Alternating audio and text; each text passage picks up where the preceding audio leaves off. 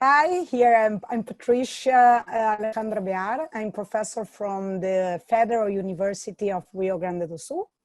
Here it's the map where we are, Porto Alegre, in Rio Grande do Sul, Brazil. And we are connected with the education school and the Interdisciplinary Center of New Technology in Education. Our Federal University of Rio Grande do Sul have until this semester, like graduate students, 32,700 students graduate face-to-face, and online we have 433 now, but we are now beginning to have more students online. Everybody's going to be online. And postgraduate students, 6,100, master 650, and specialization course like 5,000 students. Are all of these students about me already working online? Do you have the, like, out of those 32,000, have they moved to online already, or they're just about to? Yes. Because, of course. Yes. Yeah. We are now beginning from the face-to-face to online modality. Yes, everybody. Okay, so it's all in progress because of the pandemic, but they didn't all move there yet. You're kind of in the, unlike some universities, you're actually, sounds like you have a process and you're taking a little bit of time to move people over. Yeah, the public university, we begin the post-graduation course and some courses that we have like online course, but the presential course, they are moving now. Great. About me, I'm full professor and researcher at the education school, and full professor in the post-graduation programs in education and in computer science in education. And I'm director of a research group that the name is Digital Technology Nucleus in Education. This is my group. It's a very big group. How many people total in your group? I mean, there's a lot of people in the photo, certainly. Yeah, like 30 between graduate students, postgraduate students, and people that works in a laboratory, like programmers and designers. I entered in university in 1998, and I have like an interdisciplinary approach because I'm from computer science, and now I'm working in the education school. And then I have to do an interdisciplinary approach to teach digital technology to future professors, teachers and professors.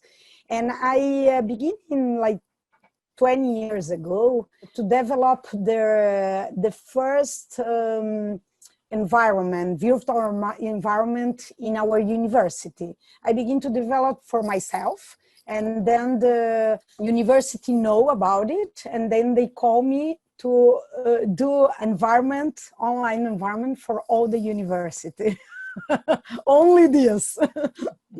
The graduate course that I teach, it's like media, digital technology and education. This is face-to-face, computer in education, and now like digital technology in education, and several online courses offered the university and the Ministry of Education, and also in the post-graduation course for the master and the postgraduate, like PhD students. My research are about pedagogical architecture in distance learning, competencies in distance education.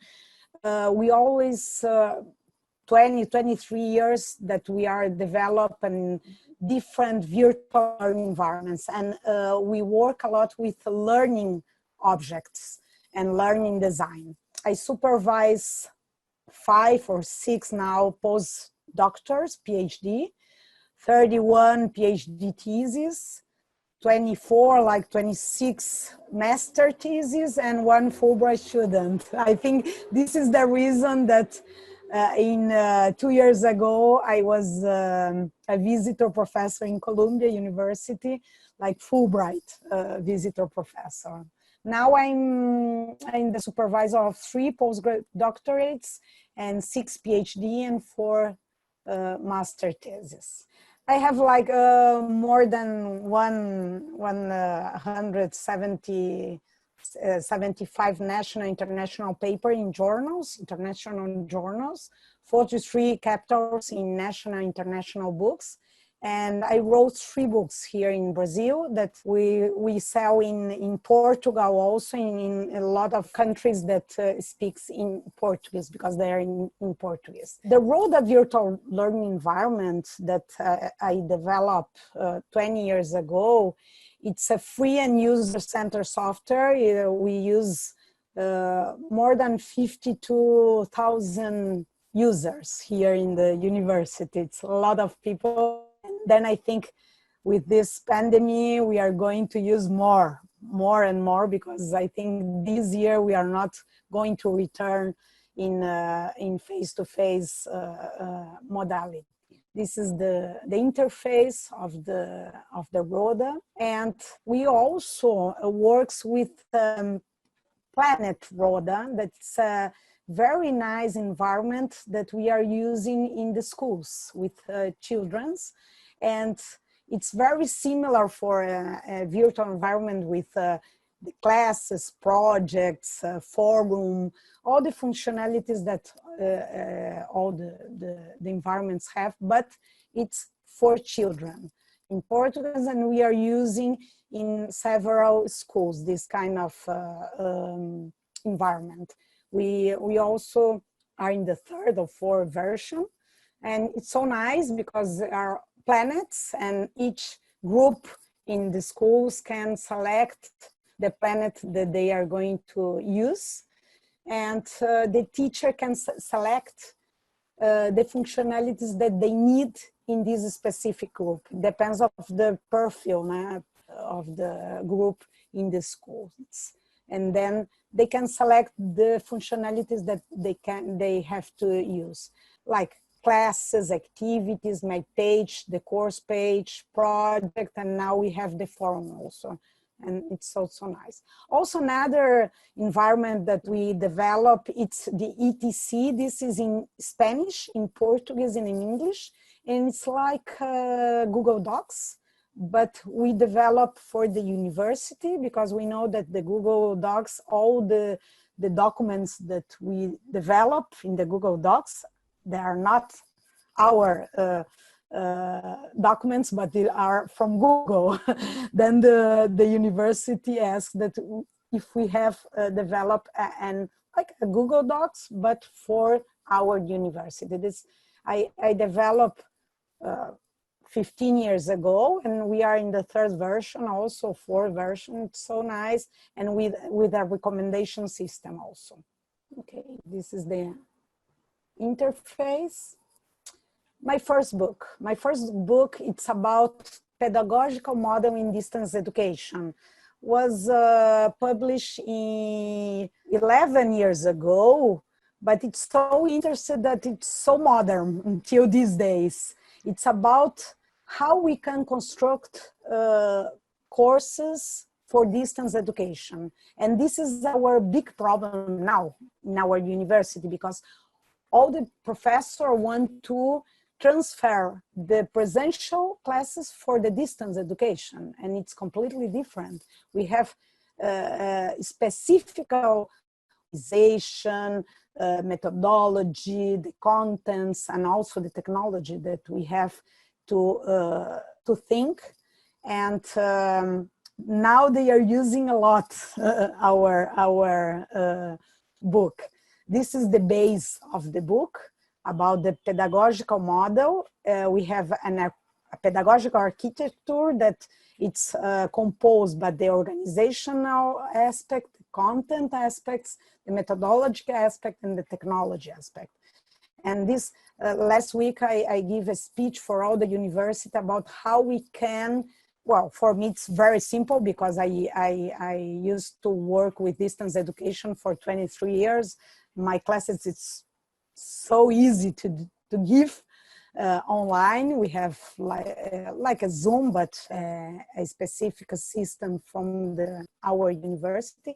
But the professor here in our university, for them, it's so difficult.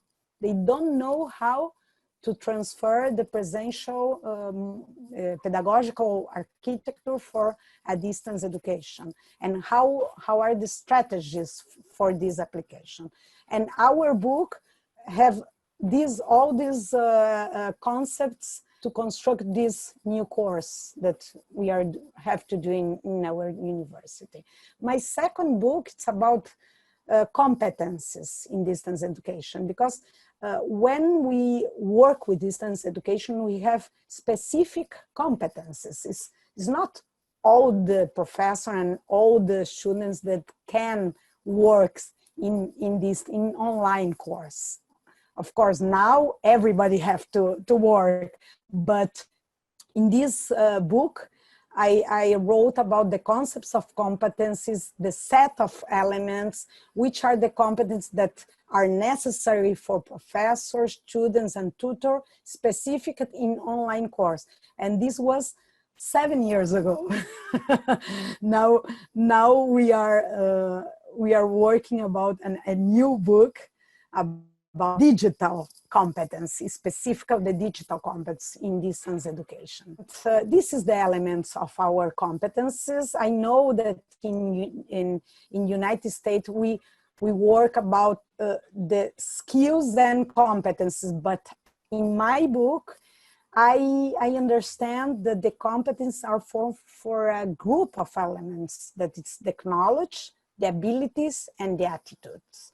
And then this is a competence.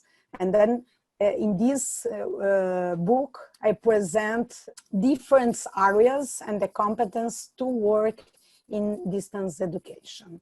Another system that is so important that we work also in our university, it's a learning object recommender system based on competence to education. The professor can't do all his classes, and he can test the system with, we test the system with post-graduation groups, and the research, we do a lot of research in this recommender system. And the basis, it's, well, it's in Portuguese, that for you are not going to understand, but the principal thing and that we put the courses and we link which are the competencies that we want to develop in our students. And then the system recommend learning options that we can use in these classes. This was like 12 years ago, and now we are doing a final version, but we are using also in our university. Another thing that I'm working in my research group, it's about the socio-affective student profile. And because when we work with distance education, we have to see the profile of these students. And one of the things is how we can recognize the forms of the social interaction, the influence of the personality traits, and demonstrate attitudes in the form of acting or expressing, can aid the construction of the social affective profile in virtual learning participants. This is a criterion that we use to the recommendation of pedagogical strategies for the teacher. And then we construct two technology, that is the social map and the affective map, that we can see how is the profile of these students when we are giving online classes. And the affective and social maps in the virtual learning environment, specific in WODA, we use the influence of the personality traits, we use the observation of the demonstrate attitudes, the students' moods, the motivational factors, and the social interaction between our actors. This is our social affective map. Each week, we can see if he is satisfied, he's interested, he's not interested, he's dissatisfied, and we use a theory of to measure these emotions. If he's proud, he's satisfied, he's interested, he's sad, he's disgusted, and we mine. It's like data mining, that we mine all the affective data in the environment. Is the raw environment. Okay. Yeah, I'm curious. Like, what kinds of data are you looking at? Are you looking at, like, how much time they spent in a course and how much they progressed and how hesitant they were to move to new activities? I'm just curious to know what kinds of things you're able to include to assess that. Is the affective words that he write in the system. He can write in the forum, he can write in his web folio, he can write in a chat, and then we can see we have a Bayesian system in the background. It's very complex. I'm not going to explain the technological form that how we construct, but it's the affective words that enter in a very big dictionary about the affective words, and then we have the principal affective words that return to our system, and we can see in which quadrant if he's satisfied or not, because sometimes we know that in online course they drop off. It's very normal here. And then we can see in the affective map and the social map if they are interact, or if they are completely absent, they are not interacting with nobody in our environment. The other map. So you're computationally analyzing the student, primarily the student's own words. So where they're in the chat, or where they're in a discussion forum, or anything that they chose to enter. So that's where a lot of so this is a really sophisticated, as you kind of alluded to, computational way of assessing things. Yes. And then you're also looking at who they interact with, I guess, as a gauge of who their support might be, to get a sense for whether they're maybe more likely to stick around because they have a support system. Is that sort of an accurate view of a lot of this? Great. Yes. Okay. Yes. Yeah. You Great. explain perfect. Better than me. You understand? Glad I got it right. Okay. No, this is fantastic. This is really, really interesting, and I can see this applying in so many situations. And as you keep, does the system improve over time? Do you feel like it gets a better and better feel for accurately analyzing somebody's mood and somebody's likelihood to leave a course based on the words? Like, if you look at it, as the system progresses? Yes. Better? Yes. Yeah. This is the base of this map and this system, and he's accoupled in the virtual learning environment that I construct for the university. These two maps, and we have these two maps, the affective map and the social map, and with these answers from this map, when we can see the system returns the best pedagogical strategies that the professor have to do in his or her classes.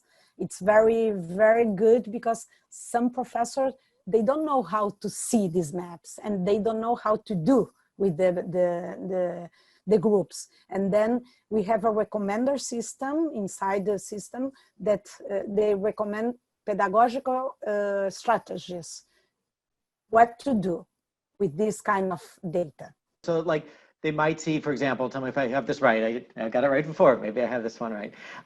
Do they say, like, you might see students are participating, but they're arguing too frequently, so the professor might want to change the strategy? Is that the kind of thing that might be useful? This might be useful for? If he's not interested, okay, you have to give more feedback. You have to motivate, and what to do with this kind of profile of the student. And is it all individual, or are there also things that they do for the class? Like, do they recognize that, oh, well, almost, nobody's paying attention or everybody's fighting with each other? No. This is at the individual level, student individual. Now we have individual, but we are constructing now the profile of the group, and the pedagogical strategies for a group, because it's different. Yeah. It's different from individual and for a collective. It's completely different. Great. No, that's great. This is fantastic. My third book. It's about pedagogical recommendation. It's the third book. And I work in this book with the pedagogical recommendation because the principal idea is we use the recommendation system in e-commerce, in everywhere. Why we don't use these systems in the education? To recommend what? To recommend pedagogical strategies, to recommend learning object, to recommend groups that I have a group and I have a profile, and the system can recommend which persons have the same profile or not to do a specific work, about the assessment of the recommendation, and a new tendency about recommendation system for education. This was published the last year, but we are working about. And this is my last research about digital competence, about pedagogical models for the ETC, that is the collective text. We are working with mobile learning, with the social interaction and affective maps, the Planeta Roda, it's for digital literacy. And we have a lot of works for elderly, mapping digital competences. And we have a very big group, like more than 100 people between 60s and 90s years old, that now they are doing the class online. But it's so nice to give class about digital technology for this kind of people. It's about the digital inclusion of seniors. And we construct also a Brazilian digital competence framework between the 2014 and 2014, 2017. This is the link. I'm not going to show because it's another speech, but it's about digital competence for Brazilian, because it's completely different, the digital competence from European profile, from American profile. Then we do a very nice work. This is the link, this one.